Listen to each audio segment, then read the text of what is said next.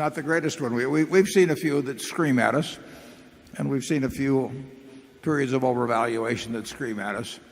And 90% of the time, we're somewhere in between, and we don't know exactly where we are in between. The business of being scared, I don't know what you do about that.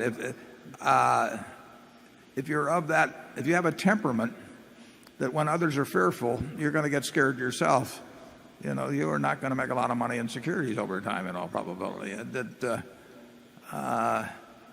People really, if they didn't look at quotations, but of course the whole world is urging them to look at quotations, and more than that, do something based on small changes in quotations. But if you didn't, think how much more rational, we've talked about it before, but think how much more rational investing in a farm is than the way many people buy stocks. If you buy a farm, do you get a quote next week? Do you get a quote next month? If you buy an apartment house, do you get a quote next week or month? No, you look at the apartment house or the farm and you say, I expected it to produce so many bushels of soybeans and corn, and if it does that, it meets my expectations.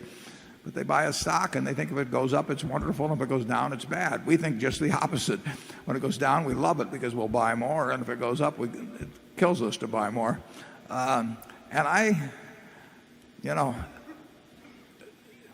Ben Graham wrote about it. It's been explained.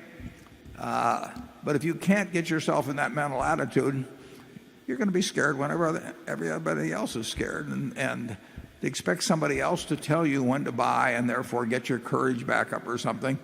I could get this fellow's courage up substantially by saying it's a wonderful time to buy. And then a week from now, he'd run into somebody else that tells him the world is coming to an end. And he'd sell. I mean, he's a broker's friend, but he's not going to make a lot of money. Charlie? Yeah, I think I developed more courage after I learned I could handle hardship. So maybe you should get your feet wet with a little more failure. Well, I've certainly followed that advice.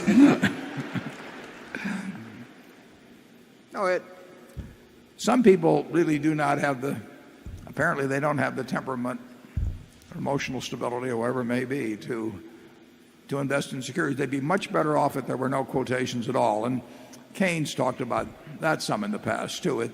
To take something that should be an asset, a quotation every day, terrific liquidity. Nobody says how liquid is my farm or something of the sort. So they're not expecting that prices to tell them something about how they're doing. The market is saying this or that. Whenever anybody says the market is saying this or that, it's sort of unbelievable. But there's a lot of interest in investing, and people are going to yak about it all the time. And in the end, what counts is buying a good business at a decent price, and then forgetting about it for a long, long, long time. And some people can do it, and some people can't.